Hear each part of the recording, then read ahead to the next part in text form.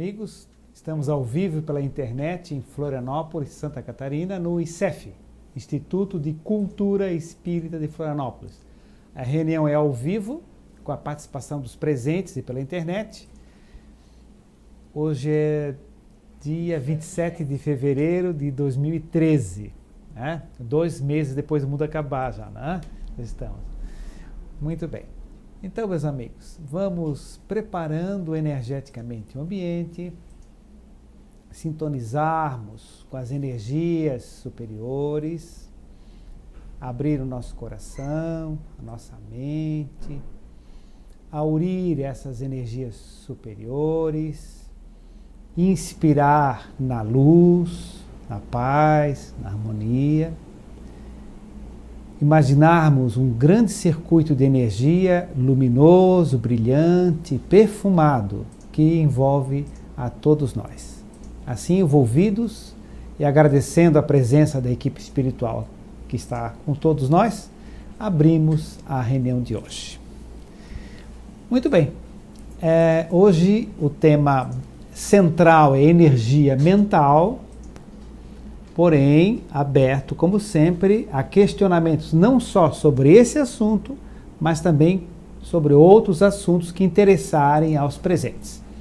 As pessoas que desejarem expressar alguma questão, só levantar o dedo que o microfone chega até vocês, certo?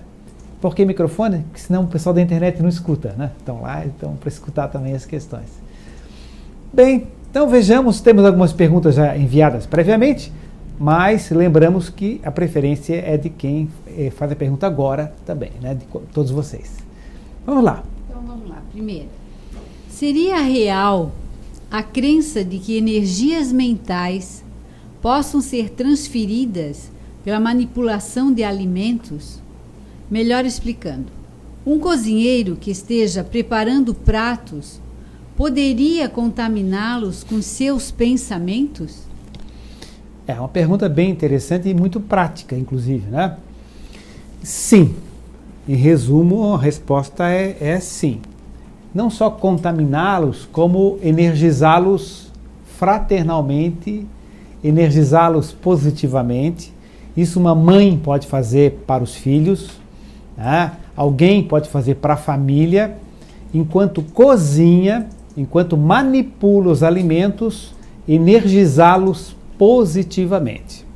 Da mesma forma, quando as pessoas que estão cozinhando, preparando um alimento, estão expressando pensamentos de tristeza, angústia, ansiedade, medo, insegurança ou coisas mais graves, como inveja, ciúme, raiva, ódio, né? Então, esses pensamentos, cada um deles tem uma frequência de energia, um comprimento de onda específico, isso vai impregnando os alimentos. E essa impregnação, ela tem um veículo de transmissão, tanto das energias desequilibradas, negativas, quanto as positivas, que é a água que compõe esses alimentos, porque a água, ela é um veículo de energia extremamente importante. Então, por exemplo, na homeopatia se usa água, né, para veicular ao princípio terapêutico, né? Através das moléculas de água, aquele fluxo de energia do remédio é transmitido, tá? E da mesma forma, então, a água dos alimentos, ela é um reservatório de energia mental das pessoas que manipulam o alimento, tá? A molécula de H2O, de água, ela é muito interessante. Ela é um dipolo energético, ela tem 2 polos, um positivo, um negativo, o H2O. Então, se a gente imaginasse uma molécula de água assim, como um tubinho, um lado do tubo é positivo, o outro lado é negativo. Isso faz com que o lado negativo atraia o outro lado positivo e formam correntes de H2O, correntes de moléculas de água, o que facilita até que elas rolem umas sobre as outras, certo? Porque a água com peso molecular dela de 18, ela não devia ser líquida, ela devia ser gasosa, porque há gases que têm peso molecular 19, 20, 21 e são gases. A água é líquida, com 18 de peso, certo? Peso molecular. Por quê? Por causa dessas pontes de hidrogênio. Elas se ligam umas às outras, formando essa corrente, certo? E essa corrente, então, facilita a corrente energética do pensamento. Por isso se usa também água energizada no centro espírita, tá? Em algumas casas usam, porque essa água ali capta o fluxo mental das pessoas que estão dando passe, estão dando energia. Mas isso também acontece no nosso dia a dia, é uma coisa diurna. E o cozinhar o alimento, a pessoa fica algum tempo ali, às vezes horas, né, com um pensamento às vezes fixo, né, e nem sempre o pensamento é adequado, né. Daí uma responsabilidade bastante grande e saber aproveitar aquele momento para passar energias positivas, de equilíbrio, de restauração, etc. Né? Pois não. Mas, gente, quando quiserem levantar o dedo, fiquem à vontade, tá? Quanto mais dinâmica for a reunião, mais interessante ela fica, né? Há pessoas que têm o hábito de entabular demorados e repetidas conversas sobre acidentes, mortes no trânsito, assaltos, desgraças individuais ou coletivas. Este hábito pode acarretar perda de energia vital? Quais as consequências? Sim, em resumo, a resposta é sim. Pode acarretar perda de energia vital. Energia vital também é chamado de bioenergia ou fluido vital. Então, fluido vital, bioenergia, prana é outro sinônimo. Existem muitos sinônimos na literatura mundial, mas na doutrina espírita se usa mais fluido vital, energia vital, tá? Então, ou bioenergia. Então, sim, esse tipo de diálogo, esse tipo de conversa, esse tipo de pensamento, ele leva a desgaste energético, certo? Há uma perda de energia. E isso aí pode ocasionar dores de cabeça, pode ocasionar sintomas tipo labirinto, que não se consegue detectar causas clínicas, médicas, né? Dores de cabeça que não fazem muito sentido, não se sabe bem porquê, né? Tonturas inexplicáveis, tá? Perdas de equilíbrio, como labirintite, né? E náuseas, né? Alterações intestinais, alteração de ritmo intestinal, porque são repercussões orgânicas psicossomáticas, são repercussões orgânicas que refletem a modificação da circulação da bioenergia ou do fluido vital, certo? Então, há sim modificações significativas gerando essas consequências. Então, é importante que nós não nos fixemos demoradamente nessas notícias, que façamos comentários mais rápidos ou não as comentemos. Então, claro, a gente está se informando, está vendo o jornal, está lendo o jornal, está vendo o noticiário. Então não fica depois assim, mastigando aquilo, comentando, você viu que coisa horrível, aí a pessoa sente de novo aquilo, entra naquela energia, né? Então não é saudável. Por outro lado, né? É importante que nós tenhamos também uma certa resistência, que a gente não baixe a nossa guarda também e fique impressionado com qualquer notícia. Entende? Como é que faz? Ouviu aquela notícia, ouviu, entrou, saiu. Pronto. Você soube. Tá? Porque não é que a gente vai ficar indiferente a isso. Você pode agir. Você pode ir até lá ao lugar, pode resolver o problema que está acontecendo naquela cidade, naquele país, naquela família. Não tem como a pessoa intervir lá. Se a pessoa não tem como intervir, não pode agir especificamente naquele problema, não adianta a gente estar se envolvendo, entende? Entrou notícia, saiu e pronto, certo? Não fica assim, curtindo aquele sofrimento, tá? E a gente tem que ter uma certa resistência também, tá? E isso não é indiferença não, isso é inteligência mesmo, tá? Porque senão acaba gerando problemas mesmo dessa natureza, né? Eu estou estudando um livro agora muito interessante, chama-se A Dança das Energias, então ele explica um monte de situações assim e as consequências que vão dando. É muito interessante. Agora, há uma energia negativa que se recebe, por exemplo, uma notícia ruim, né? Nós podemos emitir uma vibração positiva, não é verdade? Quer dizer, não entramos na sintonia, né? Não permanecemos nela, nós podemos de alguma forma emitir, né? Se todos nós fizéssemos esse movimento, possivelmente teríamos uma grande vibração, né? Mundial, seja lá do que for, né?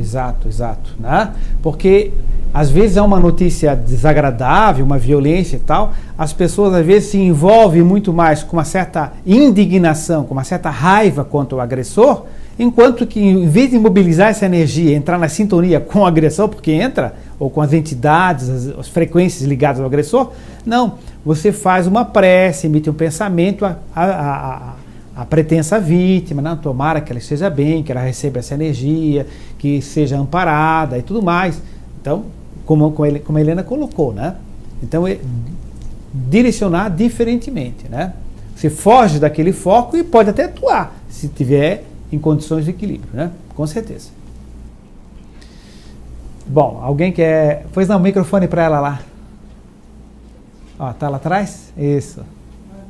Boa noite. E no caso, por esse caminho, né, como vocês estão explicando, e no caso das doenças, né? Por exemplo, você convive com um familiar que tem uma determinada doença, então você convive diariamente com aquela situação, ou até mesmo com algum amigo, né? Que às vezes você se aproxima, tenta ajudar, também se corre esse risco de energeticamente, daqui a pouco você está sentindo aqueles sintomas, ou até vir a acontecer com você também? Correr o risco corre dependendo da resistência da pessoa, do preparo e do equilíbrio, tá? Então, toda vez que a gente for entrar em contato com uma pessoa que tem um determinado desequilíbrio, um problema, etc., a gente tem que estar atento a isso, estar ativo no auxílio, mas não entrar no sofrimento da pessoa. Vamos dar um exemplo assim, hipotético. Imagine o seguinte, tem um médico de plantão, chega uma criança toda arrebentada de trânsito, o que é que ele tem que fazer? Ponto, mononylon, 3,0, técnica de tal, etc. Providencia rápido isso, pega aquilo, pega um kosher, pinça disso, aquilo e tal. Ele tem que fazer, ou então ele diz, ai, coitado da criança, toda... Ele não vai fazer nada para a criança, a criança pode morrer, pode complicar, pode tudo mais, né? Então a gente não deve assim entrar no sofrimento, deve atuar de uma forma positiva, construtiva, vou auxiliar esse irmão meu que está doente, esse primo meu que está doente, mas não vou entrar dentro da energia do sofrimento, certo?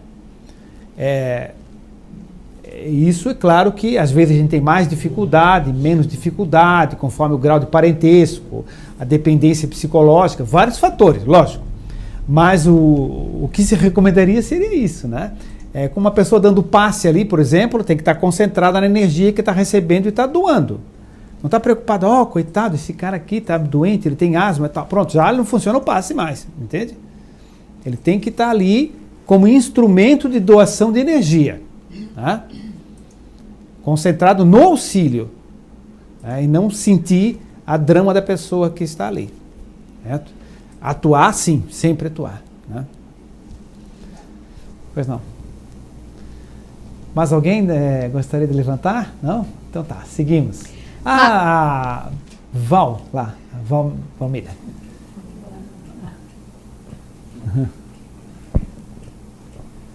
Eu queria que você explicasse um pouquinho o que a espiritualidade sobre o transtorno do toque.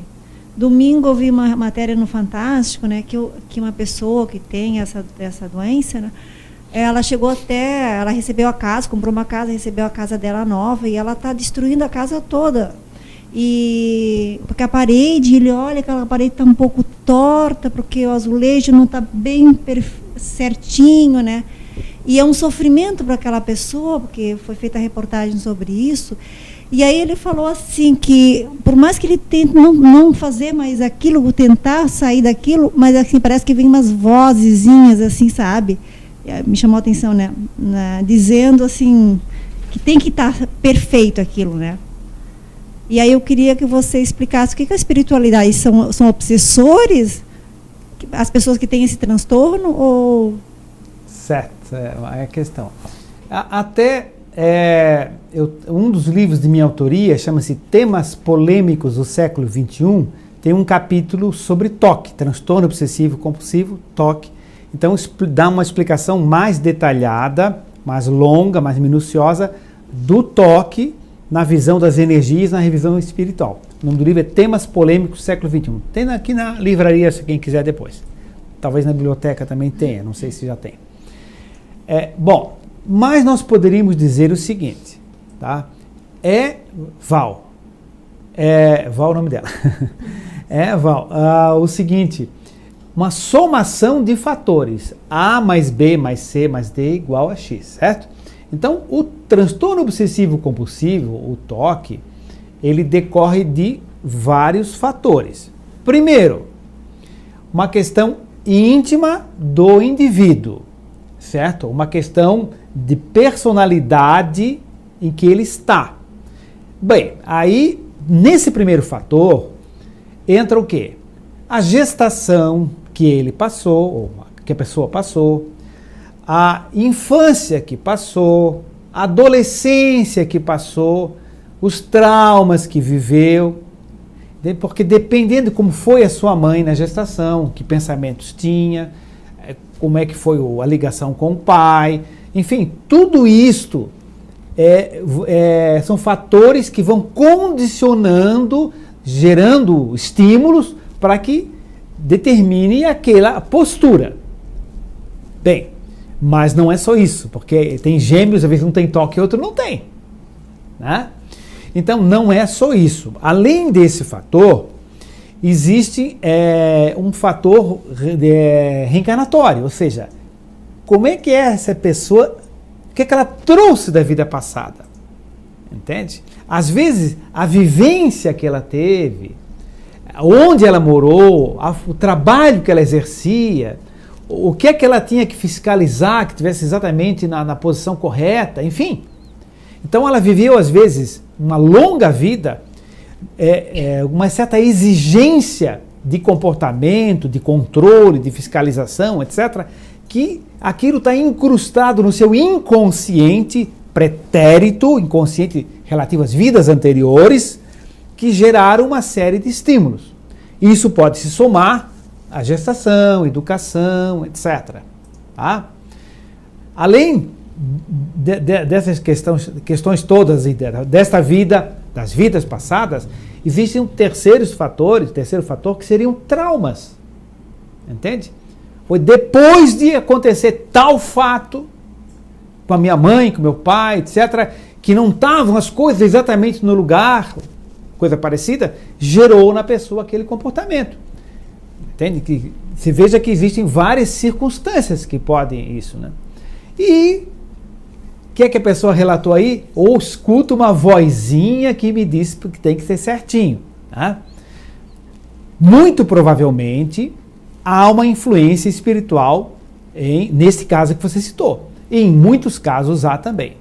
Qualquer coisa exagerada, qualquer coisa assim exacerbada, qualquer coisa assim muito repetitiva, fora dos padrões médios, normalmente tem influência espiritual, sim. Qualquer coisa mesmo. Fazer caridade é muito bom. Aí eu faço caridade de manhã, de tarde, de noite, não trabalho, no início, não cuido mais da família, só fico no morro levando comida pro pessoal e abandona a família. Está doente, não é verdade? Mas está fazendo caridade. Mas para aí, primeiro compromisso é com a tua família, não é com os outros, né? É consigo mesmo. A gente reencarna para a gente evoluir, não é para evoluir os outros só. Mas nosso compromisso é conosco mesmo, depois os que estão ao redor. Tá? Então vocês vejam que tem fatores reencarnatórios, fatores obsessivos, tem espíritos que se aproximam, que brincam com isso, se divertem com isso. Olha que engraçado, veja só, ele está arrumando tudo de novo. Se morre de rir, entende? Se divertem com aquilo, estimulam bastante. entende? Intuem bastante, que é extremamente engraçado e divertido para alguns espíritos irresponsáveis, né? Então isso a gente encontra isso na vivência mediúnica, nos estudos, no tratamento das pessoas, né? Encontra, assim, várias referências que alguma coisa me diz, uma voz não me diz, entende? Parece uma coisa escrita, né? Então, sim, tem vários fatores, né? Fica a ideia de dar uma olhadinha no livro depois também. Muito bem. Tem uma pergunta do Eber Costa de Porto Alegre. Sim. Ele pergunta o seguinte: a síndrome do pânico tem sua origem em disfunções energéticas devidas pretéricas? Pretéritas? Uma primeira pergunta, né? Por que se manifesta em geral na maturidade?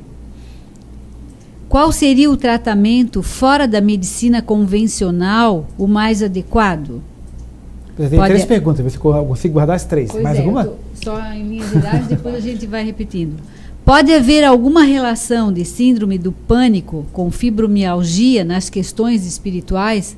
Então, na verdade, são 4 questões numa só. Você vai repetir, então, a primeira, né? A síndrome do pânico tem sua origem em disfunções energéticas devidas pretéricas? Pretéritas. Uhum.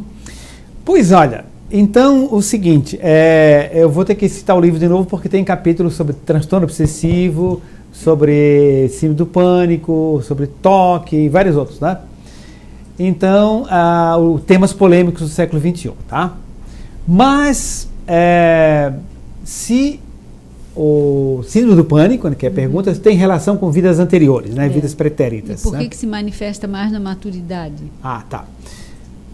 Sim, a síndrome do pânico frequentemente tem relação com vidas anteriores. Frequentemente. Tá? É muito comum isso. As pessoas, assim, têm algo que... São fatores, assim, que a princípio para os outros parecem sem lógica, para os outros parece sem sentido, são coisas que não têm maior gravidade e a pessoa entra em pânico, né? Ela entra em pânico, então fica desesperada, com crise de angústia, de grande ansiedade, de grande medo, por coisas que as pessoas olham e dizem, mas isso não justifica. Não justifica se nós analisarmos pela lógica dos fatores da vida atual. Mas, muitas vezes, essa pessoa passou em vidas anteriores traumas significativos com aquela coisa que hoje em dia desencadeia pânico, né? Por exemplo, eu tive uma cliente que ela tinha pânico de ir ao dentista, mas pânico mesmo, ela tinha diarreia, tinha crise de dor de cabeça, não dormia. E o que a senhora tem que fazer? Não, uma restauraçãozinha, coisa simples, entende? Uma pequena restauraçãozinha, tá? Então ela ficava em pânico, suava, chorava, enfim. Aí o que foi feito? Numa terapia de regressão a vidas passadas, ela se viu trabalhando numa prisão onde levava o prisioneiro até uma cadeira onde ele era torturado. E depois da tortura ela levava de volta para a cadeia, para a prisão. Então ela fazia acompanhava o guarda, ela ia e voltava, trabalhava lá. Certo? Então, quando ela via a cadeira de dentista, o que acontecia? Ela fazia sintonia, fazia uma ressonância, vai e volta energia, fazia uma ressonância com registro do seu inconsciente pretérito. Ou seja, a cadeira do dentista lembrava ela inconscientemente, né? A cadeira do prisioneiro ficava para ser, entre aspas, atendido, né? Onde ele é torturado, né? Então, sim, é uma síndrome do pânico com uma nítida relação com as vidas passadas. E outra parte da pergunta é: qual seria o tratamento fora da medicina convencional o mais adequado? Olha, bom, primeiramente, o tratamento com a medicina convencional deve ser usado, deve ser respeitado. A gente não deve abandonar o tratamento convencional, deve seguir o que está fazendo, mas, numa síndrome do pânico, a gente pode usar medicamentos assim simples, como florais de Bach. Tem até um floral de Bach específico para isso, chama-se Rock Rose, né? É um floral de Bach que se usa para síndrome do pânico, eu uso também, né?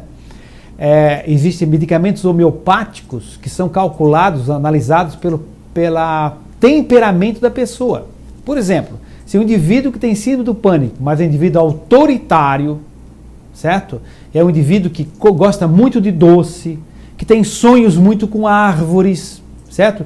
Que ele, apesar de ser autoritário, ele é extremamente submisso aos seus superiores, né?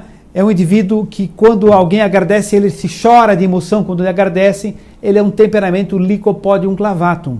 É o nome de uma homeopatia. Então você pode tratar assim do pânico com esse remédio.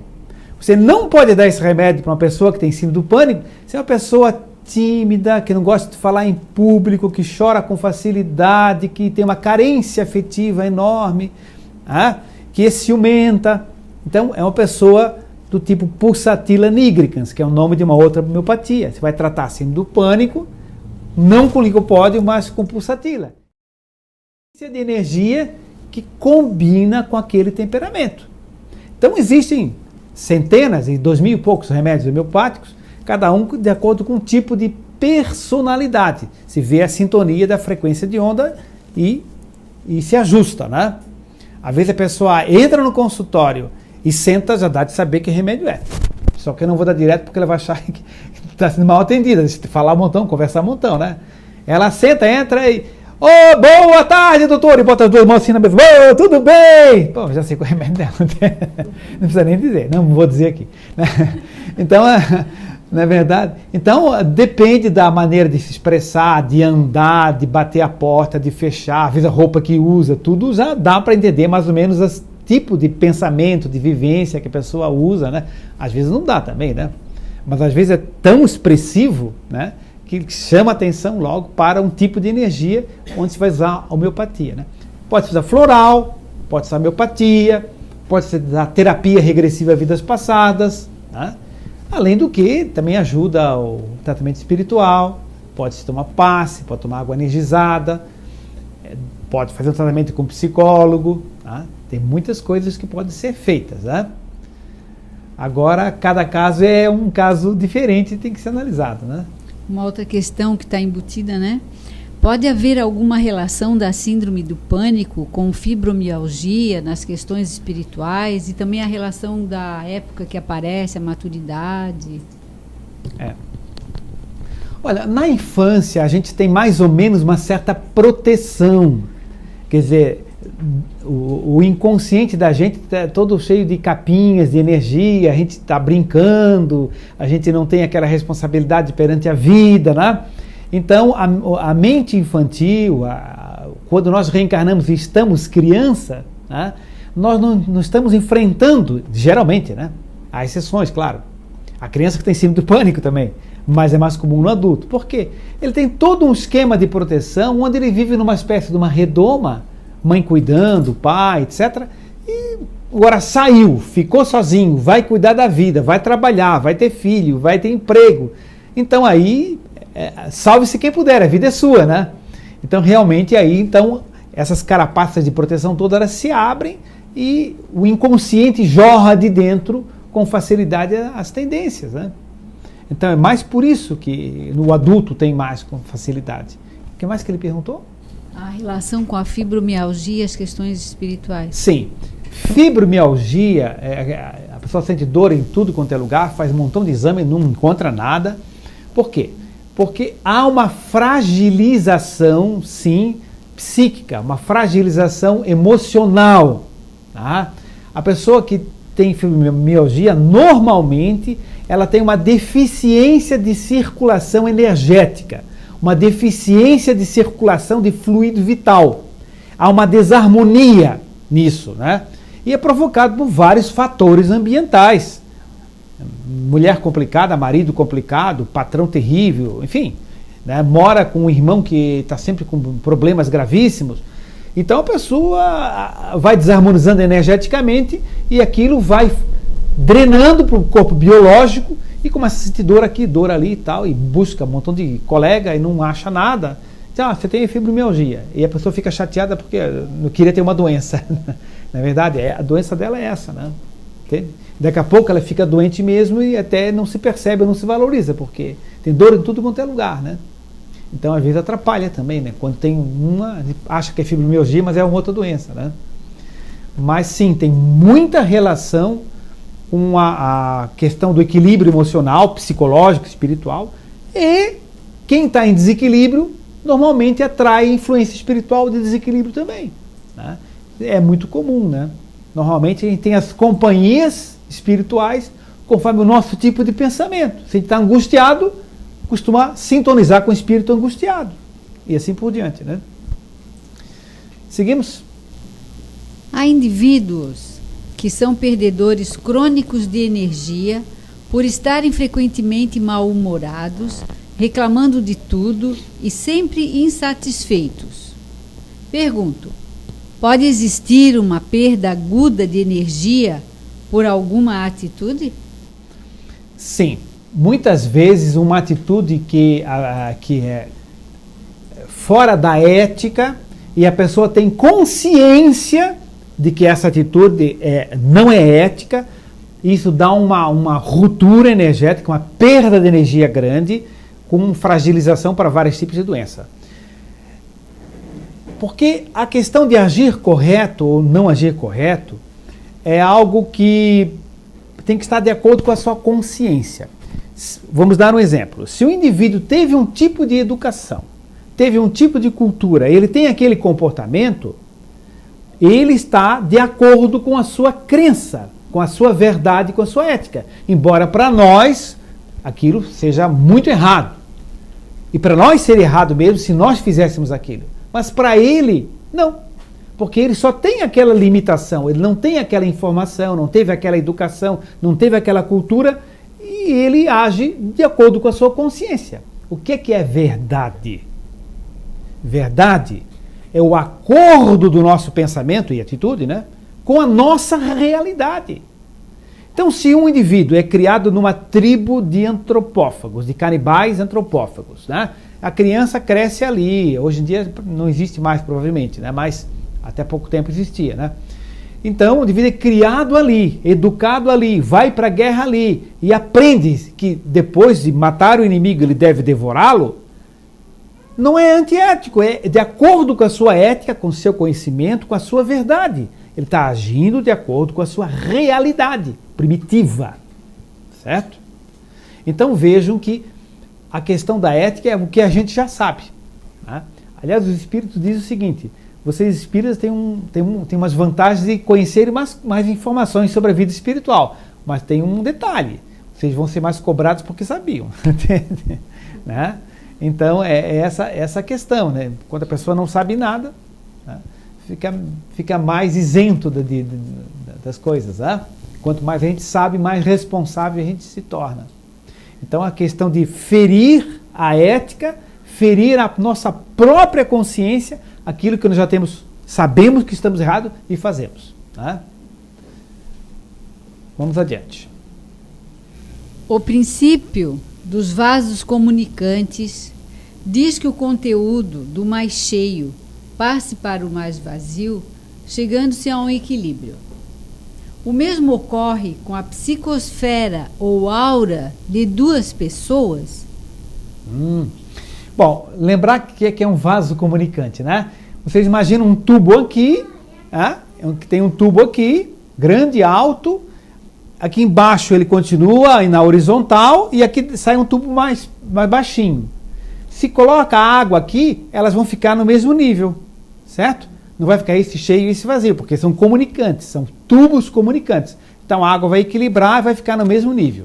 Então diz o princípio dos vasos comunicantes que o líquido em dois vasos comunicantes, eles ficam no mesmo nível. Mesmo que seja bem alto ou seja mais baixinho, eles vão ficar no mesmo nível de água ou de líquido, né?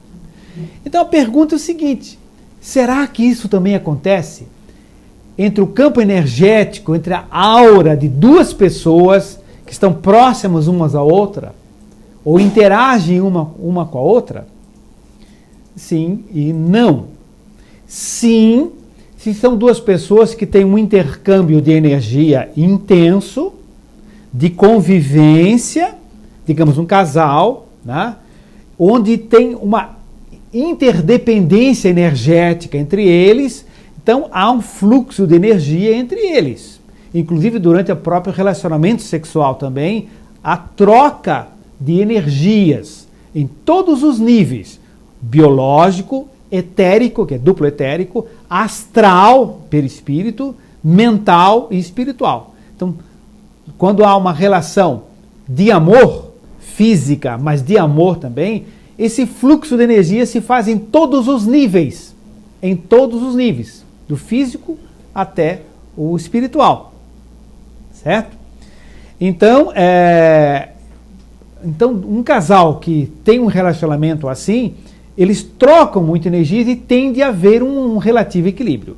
Isso não é exatamente como no vaso comunicante, porque pode ser que um seja bastante mais evoluído que o outro, certo? Ele está continuamente gerando frequências altas e o outro pode estar gerando frequências mais baixas. Está com inveja, está com ciúme, está com competição negativa, etc. E é o outro, o companheiro ou companheira, né? Está perdoando, está trabalhando, está pensando, está meditando, está continuamente gerando novas energias. Então não é que se um está no 100 ou está no 0, os dois ficar no 50. Pode até momentaneamente acontecer alguma coisa nesse sentido. Porque o calor doa para o frio. É isso? Quem tem mais energia doa para quem tem menos. Tá? Há essa tendência. Mas isso é um processo dinâmico e é constante, né? Então, há que ter esse cuidado também de nos relacionarmos até socialmente, etc. A gente entra num ambiente, a gente recebe uma chuva energética daquele ambiente. Agora, a gente pode criar um isolamento energético, tá? Existem técnicas para isso, nos cursos do Coen, tá? Essas coisas se estudam, né?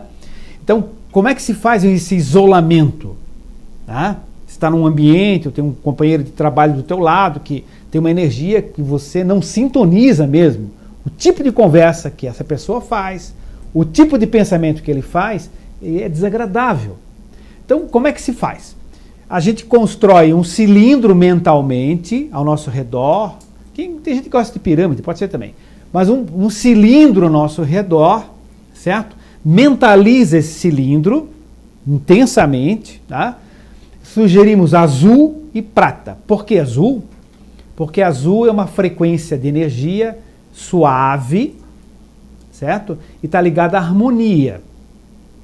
Primeira cor que o bebezinho enxerga, quando começa a enxergar o bebê, é azul.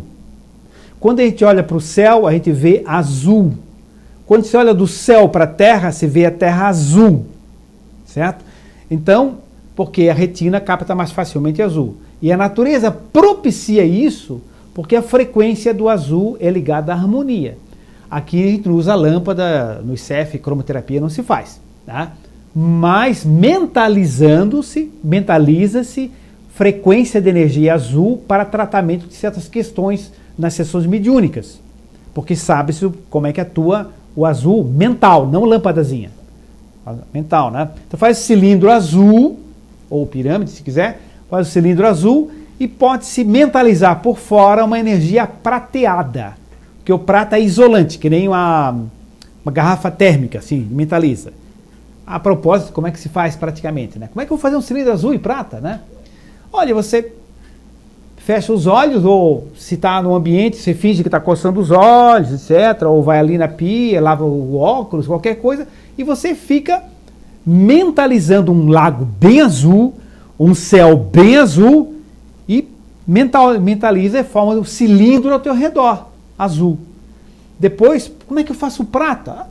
Mentaliza o termômetro do mercúrio, o mercúrio do termômetro, aquele, né, prateadinho, você mentaliza aquilo e estica ao redor, sem fazer gesto nenhum, certo? E faz isso. E há videntes que veem, inclusive. Sim, microfone para ela lá. Doutor Ricardo, e essa mentalização desse cilindro, uma pessoa pode fazer para outra que não acredite nisso? Tem algum resultado? Poder fazer, pode. Dá mais resultado em neném, assim, tá? Mais resultado em neném. Porque um adulto, entende, que ele está gerando constantemente outro tipo de energia, é muito difícil. É mais fácil fazer para você se isolar dessa pessoa. Mas para outra pessoa se proteger, se ela está pensando algo completamente diferente, num instantinho aquilo dissolve, entende? Tá? Mas pode fazer, não há nenhum mal, mas é bem mais difícil, né? Não funciona, né? Olha, não digo que não funciona, mas é bem mais difícil funcionar. Até pode, né? Sim, microfone para o nosso amigo ali. Posso só fazer mais uma pergunta? Pode. A minha colega aqui do lado já aproveitou o gancho e perguntou por que para bebê funciona. Ah, tá. É porque o bebê, ele normalmente ele é dependente energeticamente dos pais, e até mais da mãe, porque ele morou dentro dela 9 meses. Nesse item eles são mais importantes do que nós, né? Tá? Então, assim, morou dentro dela 9 meses, então tem uma ligação fortíssima. E com o pai, quando é um pai presente também. Então o bebê olha pra gente e ele está dependente. Ele está muito mergulhado na nossa psicosfera, certo? Então conforme você transmite para ele ou constrói, aquilo tem perdura mais tempo, ou você mesmo mantém aquilo, né? É por isso. Pois não, amigo? Doutor Ricardo, esse exemplo que você deu de canibalismo, sim. Eu poderia afirmar então que a não consciência não prejudica, isso guardado as proporções, porque você deu um exemplo de canibalismo, mas isso para a vida do dia a dia pode servir para várias outras referências. Quer dizer, a não consciência não prejudica uma pessoa no processo evolutivo? A pergunta é muito oportuna e bem inteligente, né? É relativo. É bem relativo. Só para complementar, porque o teu exemplo me fez refletir o seguinte, então é mais tranquilo ficar em não saber, em não ter conhecimento, e aí...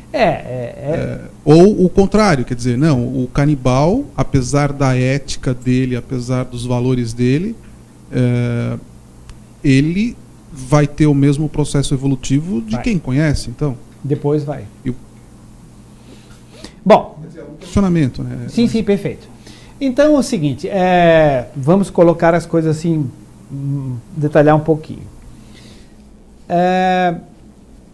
Se uma pessoa nunca ouviu falar da lei da gravidade, não sabe que matéria atrai matéria, né?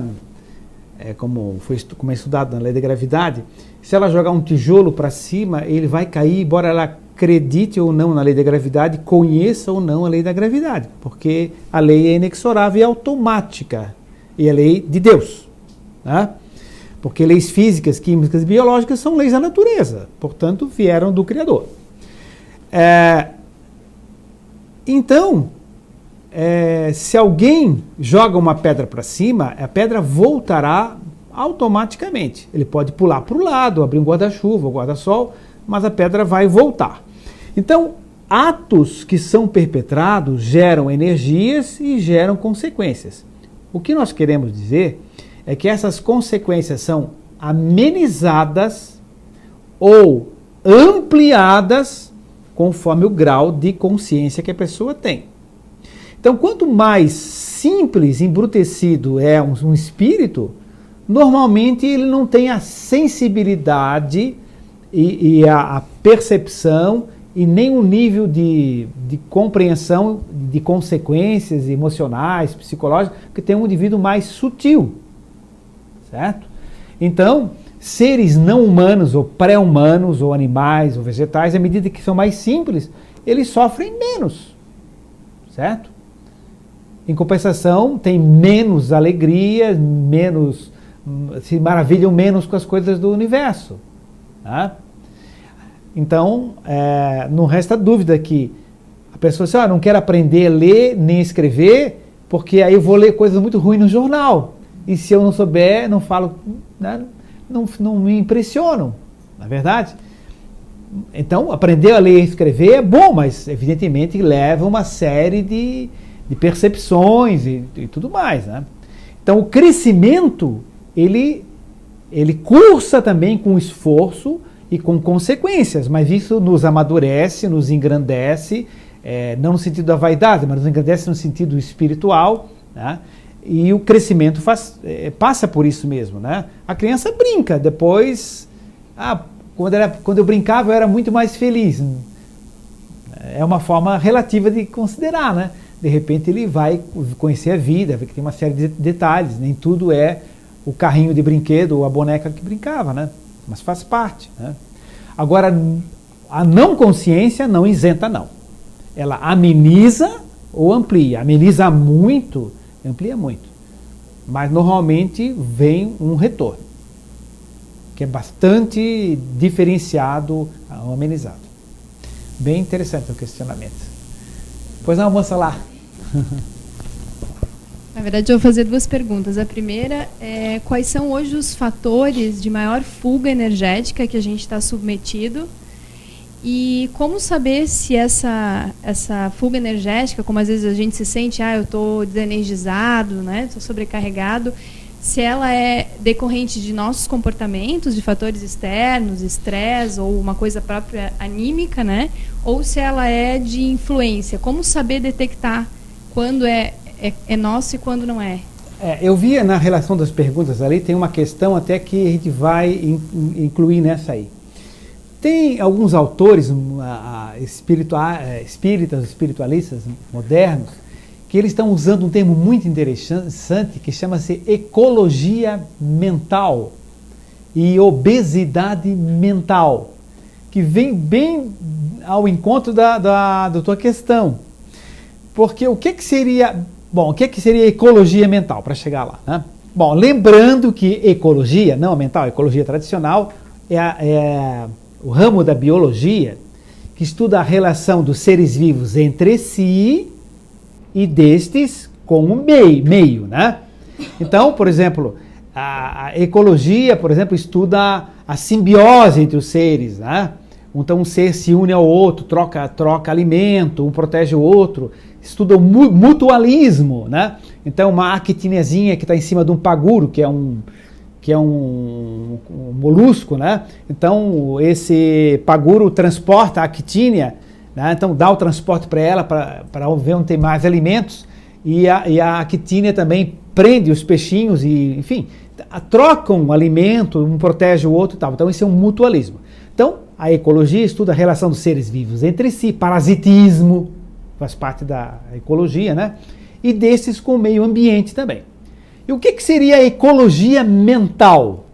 A ecologia mental seria o estudo das trocas de energias entre os seres e as trocas de energias com o meio. Uma casa onde morou alguém que fazia isso, funcionava o que naquela casa, que tipo de energias circulam ali. Né? Estudo disso é uma ecologia mental, que a gente estuda no Espiritismo, né? Bem, então é o seguinte, esses autores eles usam um termo assim, meio de galhofa, que chama-se obesidade mental. Quando eu li a primeira vez, obesidade mental, o que é obeso por causa psicológico, né? Não, obesidade mental é o seguinte, é um indivíduo que come informação, certo? Então é um indivíduo, nós vivemos hoje em dia, assim como um indivíduo obeso, né, muito comum nos Estados Unidos, em alguns lugares, né, me perdoem os americanos que estão acompanhando, mas então eles enchem de hambúrguer, disso, daquilo, de fast food, às vezes de qualidade duvidosa, alguns, né, então eles comem exageradamente, muito acima do que precisam, então vão se tornando obesos. Claro que há outras causas de obesidade, mas no nosso exemplo, né, então essa é a obesidade física. Na obesidade mental, o que acontece? É que nós, hoje em dia, estamos recebendo uma carga alimentar de informação acima da nossa possibilidade. Você recebe pela internet, você recebe pelo telefone, você recebe por computador, por rádio, por televisão, enfim, você recebe um conjunto de informações. E é interessante que você vê jovem estudando, antigamente você ficava em silêncio para estudar. Ele bota uma música aqui no ouvido, fica vendo a televisão, fica fazendo os deveres. Entende? Ele está recebendo uma carga de imagens visuais enorme na televisão, está recebendo uma carga de informações no ouvido imensa, certo? E ainda está conseguindo fazer os deveres. O que acontece? Essa sobrecarga, entende? Vai gerar uma obesidade mental. Ou seja, o campo energético dele, a psicosfera, vai ficar gorda, imensamente cheia de energia circulando ali. E ele está interagindo com isso. Com a imagem da televisão, com o som aqui e com outras coisas. Ainda vê gente que está passando e está correndo e ainda fala, não pega minha bola, não sei mais o que, tira a mão da não sei mais o que é meu e tal. Está interagindo ali, né? E hoje nós estamos assim, pela tecnologia, que é maravilhosa, né? Mas nós estamos sobrecarregados energeticamente em um volume de informações além do que nós precisamos e muitas vezes além do que nós suportamos. E isso gera estresse também. E é uma das grandes causas de estresse. Né? É um fenômeno que é muito da nossa vida moderna. Né? E evidentemente que a pessoa entrando nessa faixa, baixa a frequência, fragiliza-se, perde energia e sintoniza com outras energias em confusão também. Né? Em resumo, seria isso. Bom, mas quando quiserem levantar outra questão, fiquem à vontade, tá? Vamos adiante? Um neurocientista brasileiro, Miguel Nicoleles, né? Radicado nos Estados Unidos, na Duke University, fez experiências com uma macaca chamada Aurora, que, estimulada no cérebro, comandava movimentos de pernas em um robô no Japão. Esse fato poderia ser comentado? Muito bem. Vocês querem que leia outra vez?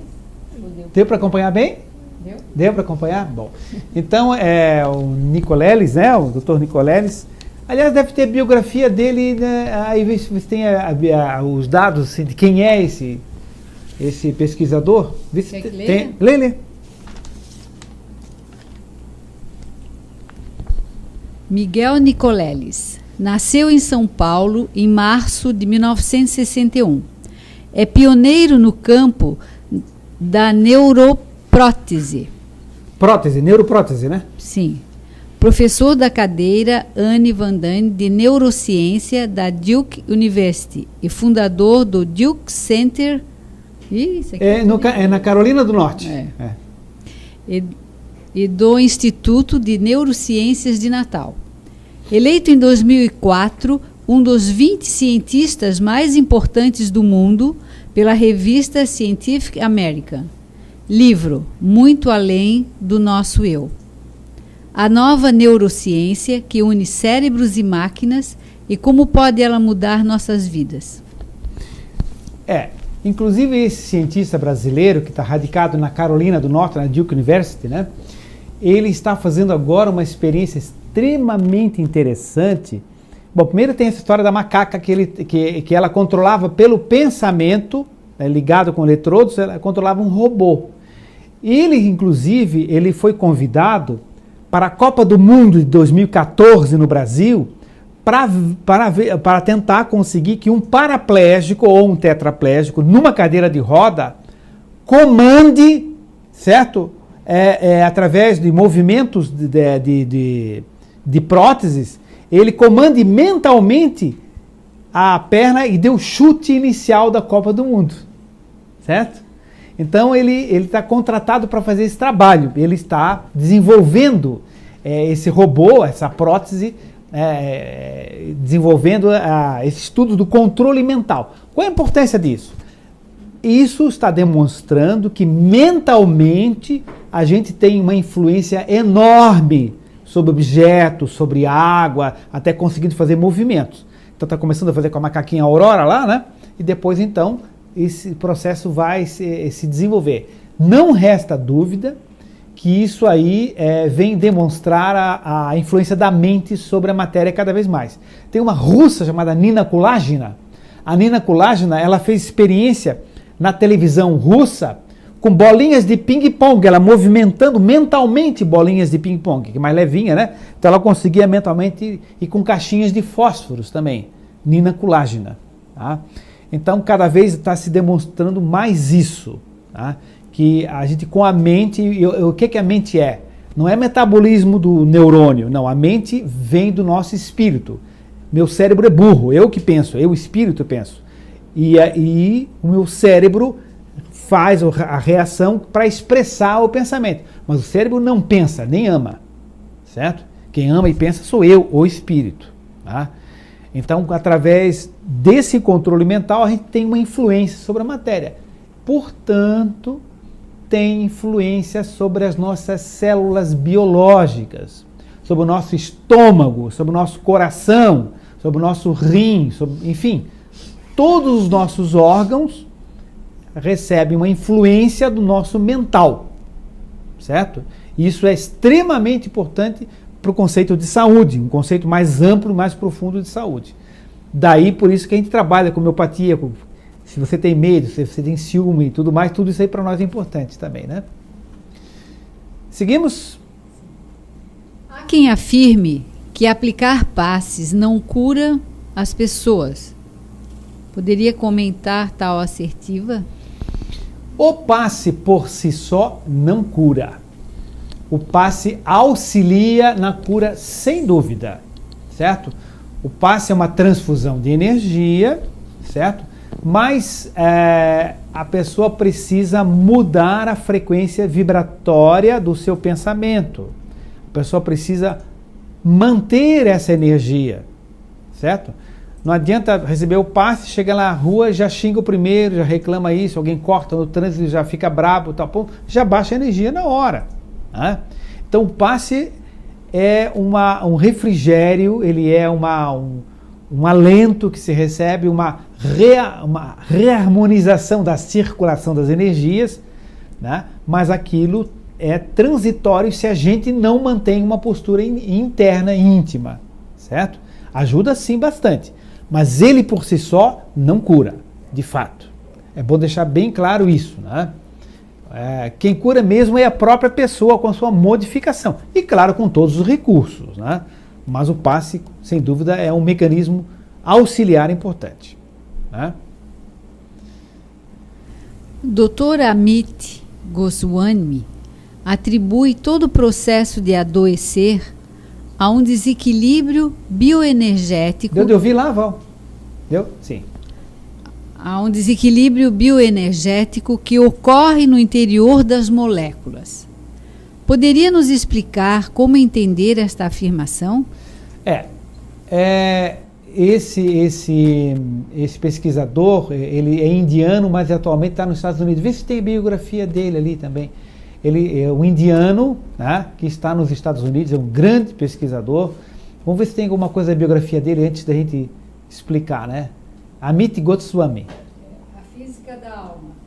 O autor é referência mundial em estudos que buscam... É muita coisa de segurar. Tá. O autor é referência mundial em estudos que buscam conciliar ciência e espiritualidade. É PhD em Física Quântica pela Universidade de Calcutá, Índia. Conferencista, pesquisador e professor emérito do Departamento de Física da Universidade de Oregon, Estados Unidos. Está nos Estados Unidos agora. Publicou várias obras sobre esse tema: Física da Alma, O Universo Autoconsciente, A Janela Visionária, Deus Não Está Morto. Certo. Então, ele vem demonstrando o seguinte, que as nossas doenças começam por uma alteração na órbita dos elétrons dos átomos. Então, a gente imagina que seja a nossa célula que adoeça, né? Mas na nossa célula tem milhares de moléculazinhas, inclusive água e outras, né? E essas moléculazinhas têm átomos, então a água, por exemplo, tem H2O, hidrogênio, oxigênio, né? E esses átomos têm núcleos e têm elétrons que giram em torno, e tem órbitas. Acontece que o Amit Goswami ele tem estudado que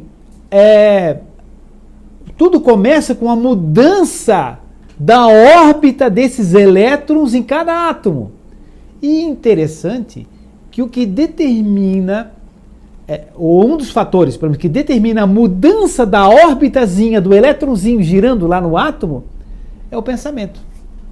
Conforme o tipo de pensamento que a pessoa tem, ainda mais se é repetido ou frequente, muda a órbita de que gira o elétron em cada átomo. Tá? E isso determina um desarranjo energético no átomo, na molécula e depois na célula. Tá? E interfere na circulação do fluido vital, das energias vitais. Tá? Então, a ciência chegando até onde a gente estudava no Espiritismo sempre. Tá? Então, chegando por um outro caminho, chegando à mesma afirmação. Então, isso é excelente, é fantástico, né? E tudo vem somar. E tem um complemento da pergunta aqui. Sim. O pensamento do médico ou terapeuta atua na cura? Se o pensamento do médico ou do terapeuta atua na cura. Com certeza. Com certeza atua mesmo, né?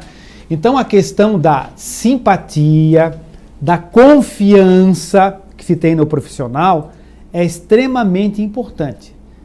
Olhou, não bateu, tentou 2, 3 vezes, pode desistir, entende? Então, não havendo simpatia, empatia, isso dificulta o tratamento, principalmente quando é algo de fundo psicossomático, uma fibromialgia, por exemplo, né? É complicado. Se está com anemia, toma ferro, tudo bem. Pode gostar ou não gostar, mas normalmente vai resolver. Mas se é algo assim um pouco mais ligado ao emocional, psicossomático, tem uma relação com o mental, é importante haver essa sintonia entre o médico e o terapeuta. E o pensamento do terapeuta, por si só, em direção ao paciente, o pensamento que o médico emite em direção ao paciente, atua intensamente. Primeiro porque o paciente está ali aberto para receber uma assistência. Ele vem aqui, eu vim para quê? Eu vim aqui para me tratar, ou para me curar.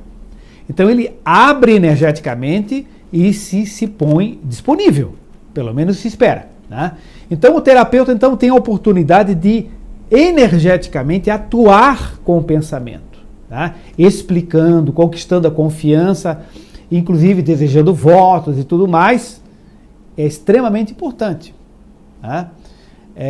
Então há uma ação do terapeuta que movimenta, inclusive, alterando, até o Goswami fala isso lá nos Estados Unidos, como falava na Índia também. O terapeuta atua modificando a órbita dos elétrons também, conforme a interação com o paciente. Não resta dúvida.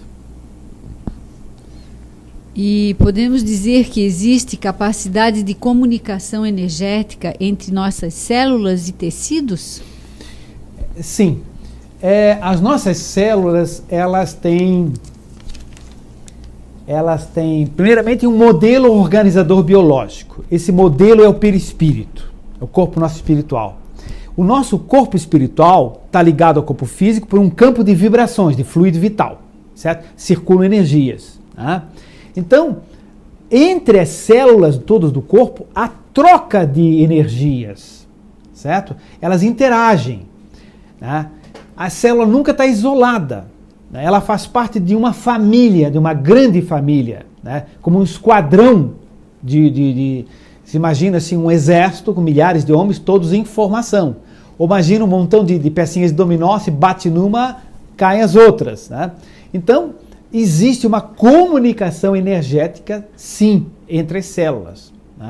Significa que uma célula passa para a outra informações de pensamento, de sentimento, há aquela troca energética. Isso é muito importante, e esse pensamento tem um alcance muito maior do que se pensa, não é só localizado.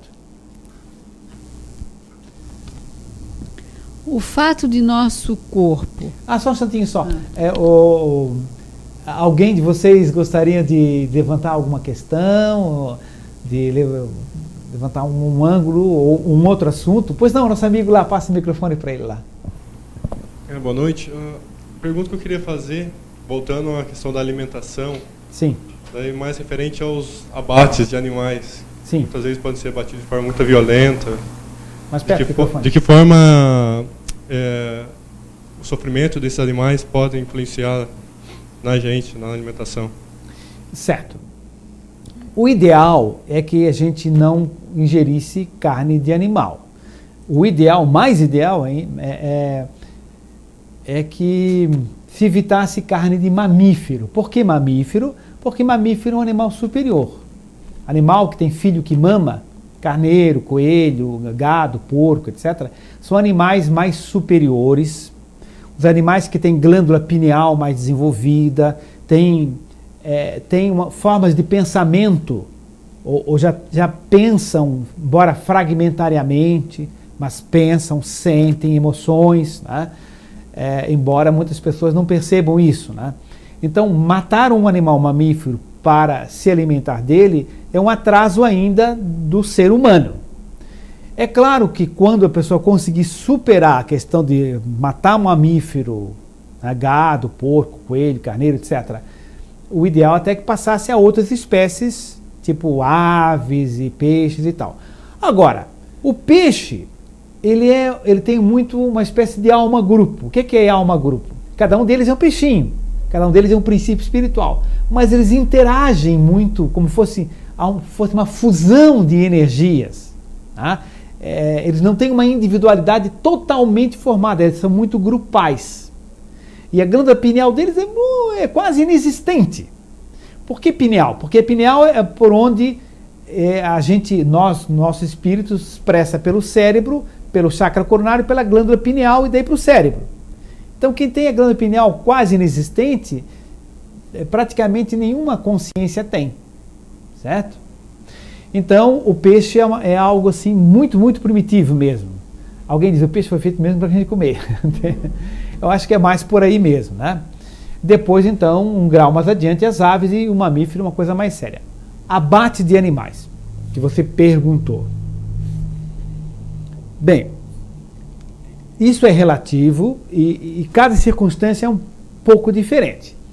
Mas, normalmente, por exemplo, eu falei com um cliente meu, que ele dizia assim, Dr. Ricardo, eu trabalho com uma outra pessoa que um período da vida ela trabalha no matadouro de aves, então a função dela é só cortar, passa a galinha ali, viva, ele vai cortando e vai dizendo umas palavras em árabe porque é obrigado a dizer porque é exportado para alguns países árabes e muçulmanos, então tem que dizer uma frase lá, que não me recordo o que é a frase. Tá?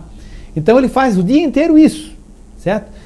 Ele diz que a pessoa está ficando assim, ele está ficando meio embrutecido, entende? Meio insensível. Tá? Bom, só pelo ato? Talvez não. Porque aquelas galinhas que passam ali, aqueles frangos que passam ali, que são mortos um atrás do outro, e muito mais sério, um mamífero, por exemplo, né? Eles estão cheios de energia vital, cheios de fluido vital. Significa o quê? Ninguém vai para o matador porque está velhinho, fraquinho, então vamos matar para comer. Não, ele vai cheio de vida, vai muito forte, vai vibrante de vida. Tá? Então, no momento que ele é morto, por exemplo, o mamífero, aonde que vai esse fluido vital todo?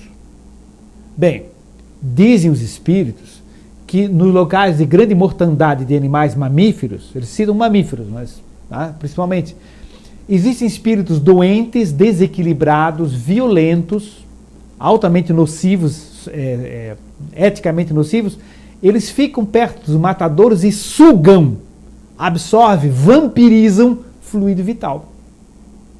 Então eles absorvem essa energia vital, porque eles são muito atrasados, muito densos, então esse fluido vital eles se sentem bem. É uma ilusão, mas se sentem bem, ou pensam que se sentem bem, é como usa droga para se sentir bem também, né? Então, esses espíritos costumam estar nesses ambientes. Outra questão é o seguinte, parte desse fluido vital fica na carne do animal, não se esvai todo. E quando a gente ingere, a gente pode ingerir uma parte desse fluido vital animal, que pode levar sensações, emoções, sentimentos não, mas emoções, sustos, medos, traumas, ficam energeticamente impregnados ali. E como o nosso corpo espiritual está ligado ao corpo biológico, pelo corpo etérico, que é uma camada de fluido vital, quando a gente ingere esse fluido vital, né, um bife cru, por exemplo, quase cru, né, o que acontece? Tem gente que gosta de sangrando, né? Então o que acontece? Essa energia vital vai para onde? Vai para o nosso corpo etérico, para o nosso campo de fluido vital. E isso torna mais impermeável, mais denso o fluido vital, dificultando a expansão do perispírito, dificultando tomar passe, dificultando receber passe, dificultando meditação, prece, raciocínio mais abstrato principalmente, né? Então ele densifica, né? Então o ideal é que a gente devagarzinho vá se libertando disso. Mas não é a coisa mais importante. Há muita coisa mais importante na vida para resolver do que essa questão de comer carne. Quem puder, ótimo. Mas não fazer disso a bandeira principal da vida, que isso aí é bobagem e é ilusão, né? Melhor mesmo trabalhar-se mentalmente, modificar-se, né? Depois, se puder, isso, mas não é o mais importante. Sim? O fato de nosso corpo ser constituído por 70% de água tem alguma importância prática para o processo de cura? Refiro-me também à experiência de Masaru Emoto. Dá uma lidinha na quem é Masaru Emoto lá. Masaru Emoto. Pesquisador japonês. Durante 8 anos, ele e sua equipe cristalizaram e fotografaram moléculas de água de várias partes do mundo. Retiraram amostras de rios, chuvas e neve, submetendo-as a vibrações de pensamentos, sentimentos, palavras, músicas e ideias. Foi possível registrar em imagens várias reações com diferentes arranjos moleculares da água frente a esses estímulos. Apesar das críticas, seu projeto para a paz mundial foi integrado às atividades da Década Internacional da Água, 2005 a 2015, conduzido pela Organização das Nações Unidas, a ONU. O Masaru Emoto fez o seguinte: as pessoas se concentravam numa água e começavam a dizer palavras como amor, paz, sorriso, alegria, e depois olhavam no microscopia eletrônica e viam que as moléculas de água formavam desenhozinhos maravilhosos, lindos, né? Cristais com um desenho de uma organização espetacular. Porque lembre-se que elas são dipolos energéticos, são aqueles tubinhos positivo e negativo, vão se unindo e vão formando desenhos cristais lindos. Aí eles faziam experiências assim, raiva, medo, desgraça, sofrimento, tal, coisa parecida, e ficavam ali magnetizando a água. E a água então ela se desarranjava, olhava igual, a olho nu é igual, não há diferença nenhuma, certo? Igualzinha mesmo. Só que olhando no microscópio eletrônico, aquela água estava organizada de uma forma desorganizada, entende? Formando desenhos assim desagradáveis e tal, uma montoeira, um monte de pilhas assim completamente desorganizadas. Inclusive ao microscópio eletrônico com cores assim mais opacas também, né? E inclusive nomes de pessoas. Ele fez, por exemplo, com Hitler, né? Então as pessoas mentalizavam, diziam, repetiam o nome, aí fazia fotografia no microscópio eletrônico, né? E estava completamente desarranjado. Alguém argumentou, mas pode ter uma outra pessoa com esse nome. Não, mas não é isso. Não é o nome. Quando você mentaliza, você está mentalizando aquela figura da história, né? E tudo que representa na história que se conhece. Então você está enviando esse sentimento, essa emoção, essa energia, né? Então é nesse sentido, né? No processo de cura, né? Pois é, no processo de cura o seguinte, 70% do nosso corpo é de H2O, de água. E ela está circulando no corpo inteiro, no cérebro, no pé, na mão, nos olhos e tudo mais, né? Então, à medida que a gente tem uma postura diferente, tem uma reforma íntima diferente, tem um linguajar mais afetuoso, mais agradável, mais simpático, né? Compreensivo, né? A gente faz essa energia da gente circular diferente, né? Uma pessoa que é rancorosa, que é reclamadora, que é isso e aquilo, então ela passa a ter uma outra circulação de energia. E isso favorece a diversos distúrbios, né? Diversos distúrbios mesmo orgânicos. Desarranja hormônios, desarranja uma série de coisas. Né? Então, além dos seus próprios pensamentos, mas também a energia de ambientes, né? Sim, com certeza, energias de ambientes também têm influência, né? Aí entra aquele fator da pessoa estar superando o ambiente ou não ter condições de superar o ambiente, procurar evitar alguns ambientes, né? Então, são fatores que influenciam, né? Tem gente que vai num local e sai doente desse local, porque o ambiente é tão pesado. Tem gente que vai nesse local e é que nem o sol, entra na lama, na água suja, mas continua sendo sol, né? Agora tem que ver se a gente tem condições ou não de estar nesse ambiente, né? O ideal é que a pessoa consiga se trabalhar de tal forma para que não sofra a influência. Mas tem que ver o nosso nível de suportação da nossa realidade, né? Não adianta a gente querer fazer algo que a gente não está preparado ainda, né? Isso.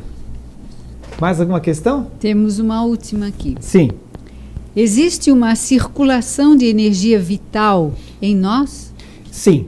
Então, existe uma circulação de energia vital. Como nós temos vasos sanguíneos no corpo físico, essa energia vital ela está em movimento. Ela está em movimento e tem certos locais que ela se concentra e vibra diferente, que são os chakras, por exemplo. Os chakras tem no corpo etérico e no corpo astral, certo? O corpo astral também é chamado perispírito.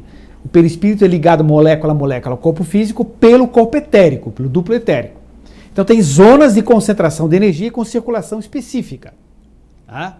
Então, por exemplo, aqui no coronário, também é chamado de lótus de 1000 pétalas ou 1000 pás, porque dizem alguns estudiosos que são 980, não sei como é que contaram isso, mas é um montão, tem um monte de campos de energia que circulam, que giram ali, de uma vibração intensa.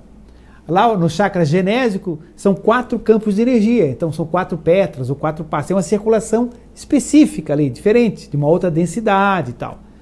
Então, há uma circulação geral, há um intercâmbio de energias e tem zonas específicas de concentração e de circulação específica de energia, que são os chakras, né? E isso, quem estuda o passe, estuda isso, quem vai fazer o curso de mediunidade, estuda essas questões também. Bom, nós estamos no nosso tempo, né? Então tá. Bom, vamos a alguns avisos antes de encerrar a reunião? Vamos a alguns avisos, tá? Adriana, tem algum aviso para dar? Não? Lena? A lembrar a todos que vamos ter um almoço, né? Dia 10 de março, aqui no Centro Comunitário do Córrego Grande. Tá? E nós temos aqui os ingressos para quem quiser. Peixinho e pirão de camarão, tá? E com opção vegetariana, bem lembrado pelo Luciano. Quem não nem peixe, né? Então tem opção vegetariana também. Estaremos lá, né? E é uma forma de confraternizar. Domingo, geralmente, muita gente almoça fora, né? Então, já que tem que almoçar, vamos almoçar junto, né? Com o ICF e tal, né? E a forma de ajudar a manter a nossa casa também. Bem, gente, quem quiser os convitezinhos para almoço é só ir na livraria, falar ali depois com a Vera ou comigo mesmo, também tem. A Helena também talvez tenha também. Bom, então vamos nos preparar para encerrar nossa reunião. Né? Helena, faz a precezinha. Uhum.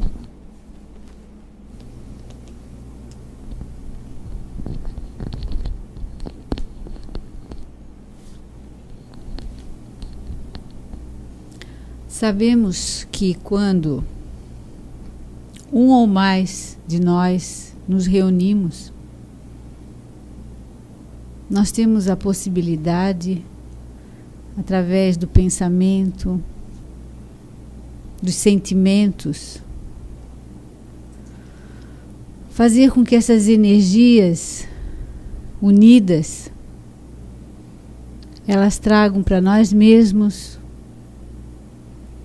um retorno benéfico, um retorno de paz, de harmonia,